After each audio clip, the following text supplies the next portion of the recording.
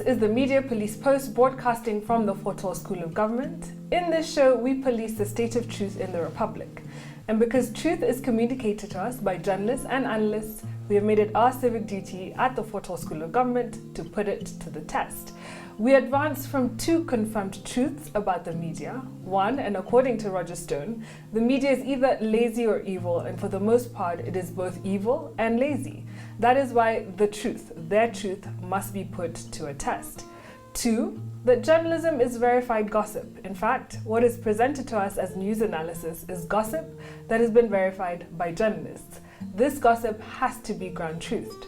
We will assess the state of truth in what they submit to the Republic, and will pass verdict on what is true and what is not. For the record, we are not journalists, we are thinkers. We are not lazy or evil, and we do not verify gossip. What we give you is the truth that sets you free. On today's show, we will discuss ideas that reflect unformed and uninformed opinions, and ideas that made you stupid. Narratives that fell into the cognitive trap of we see things as we are, not as they are. Narratives based on conjuncture history, and those that smack of envelope journalism. Yes. Welcome, Ms. K and JM. Yes, Thank you. Today I'd like to speak a little bit about bottom-up economics. I did make a comment on that next week, and understandably a number of columns last week focused on the failed attempt to explain this UDA platform pillar, and my favorite column of the week was the one by Susan Mugwe, published in The Star this Saturday, titled Alice Wahome's Dunning-Kruger Effect on Bottom-Up Economics.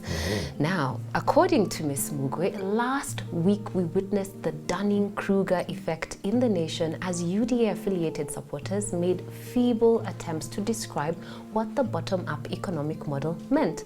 And the one that took the prize was Kandara MP Alice Wahome.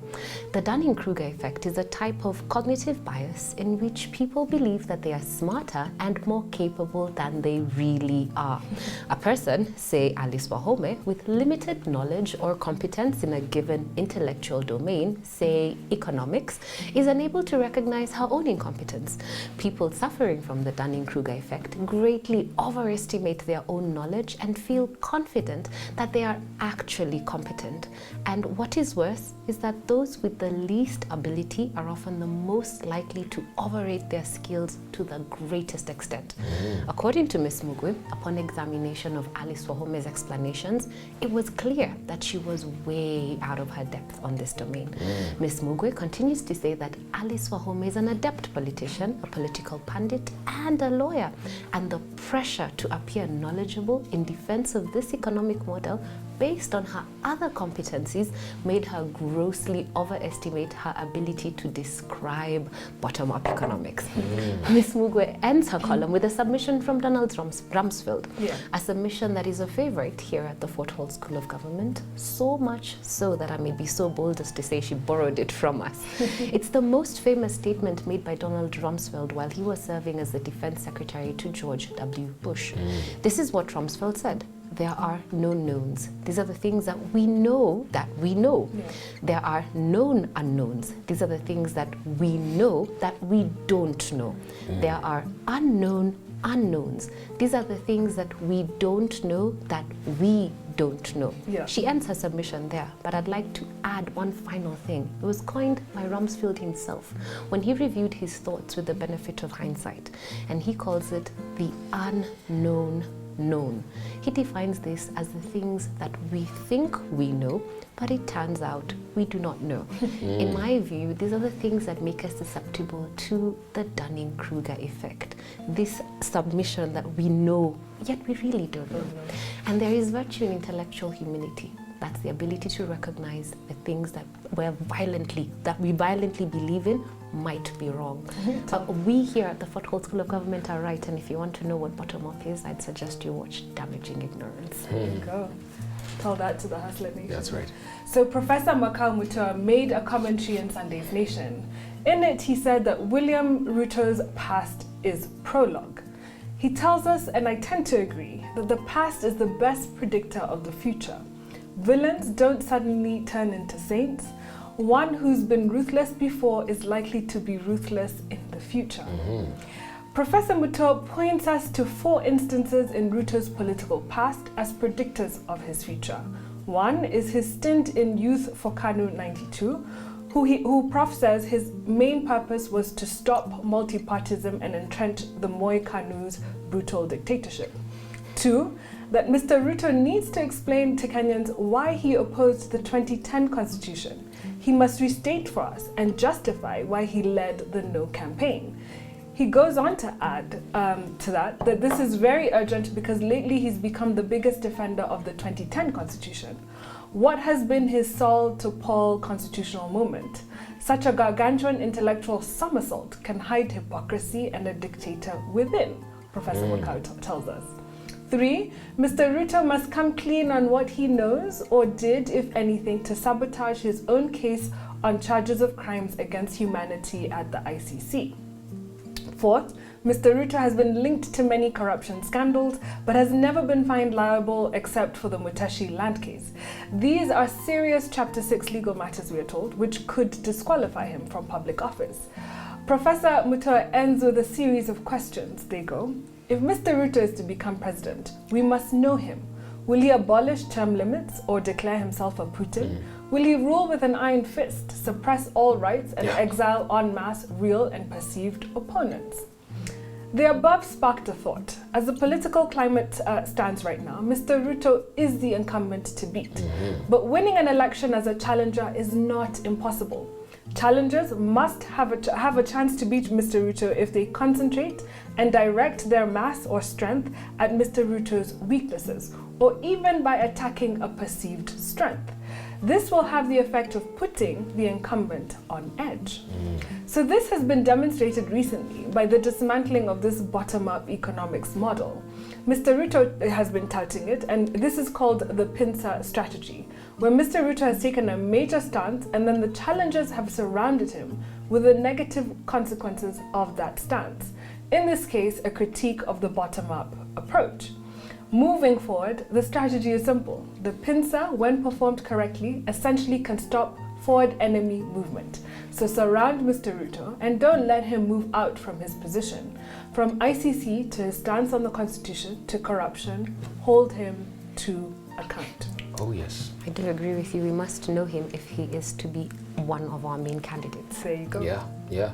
Now today I would like to take on an opinion piece penned by Eric Ngeno, published in this past weekend's Saturday Nation. And in his piece, Ngeno contends that the proposal to move away from a Ferrari presidency to a pro-box presidency is regressive. Well, this man clearly has not lived in Kenya for the last 15 years to know the trouble that we go through every 5 years. So let me remind him, every 5 years collectively, we as Kenyans are at a complete loss. 1 year before a presidential election, the country freezes, no expenditure. 1 year after the election, the country freezes, again, no expenditure. So every 5 years, the country freezes for 2 years because of anxiety over presidential elections. Every 5 years, we are unproductive. And we're unproductive 2 years of each 5-year term. So we're only efficient 3 years of that 5-year term. So those out there, like Ngeno, who are saying we don't need change, are being downright dishonest. And so Ngeno reminds me of the president of Britain's Football League in the 1980s, Ted Crocker. One of those who, who tell country that we cannot change our reality. And let me explain this story, right? So in the early 1980s, football in Britain was in a bad state, an appalling state. The entire football industry was collapsing. The grounds, they were miserable, they were old-fashioned and dilapidated. And fewer people were attending matches. So the league was also, strict about scheduling. They said games had to be played at 3 o'clock on Saturday afternoons. So the question now for the Football League was, how do we revive this dilapidated industry? And one guy in the management team proposed inviting the most influential media guy in town at the time, a guy by the name of Mike Yershon. Now, Mike was a disruptive innovator. And when asked for recommendations on how to revive the industry, he said as follows: broadcast football matches live on TV. There was a time when matches were not broadcast live, by the way. He also recommended that games be scheduled on Friday nights and Sunday afternoons. Further, he proposed that the league could sell these rights to broadcast, the games to TV stations, right? The idea would be to get all these TV stations in Britain to bid against each other so that they could drive up prices. Yeah. And these were brilliant ideas, aren't they? I mean, they sound like they are. Yeah. Well, according to one Ted Crocker, the then president, these were not brilliant ideas by him. He was so upset by the recommendations, he kicked Yershon out of the meeting. And this is what he said: changing the schedule, for example, of the games and broadcasting live matches was just suicidal. Why would anyone go to a cold, wet, miserable stadium when they could actually just sit at home and watch the matches on telly? Yeah, the stadiums would be empty, he said. But eventually, Ted Crocker was overruled by his staff. The plan of Yershon was given a go-ahead, and his ideas turned out to be absolutely brilliant. Yeah. The live matches acted as advertisements for football, and for some reason, people began to return to the stadiums. Here are the numbers as a result of Yershon's intervention. In 1983, the rights to live football sold for £5 million. Wow. By 1988, they were up to £44 million. In 1992, Sky News, the Sky channel in the UK, they paid £304 million. And by 2015, Sky and British Telecom were paying £5 billion Wow. for the rights to broadcast live football matches. That's about £10 million per game. Wow.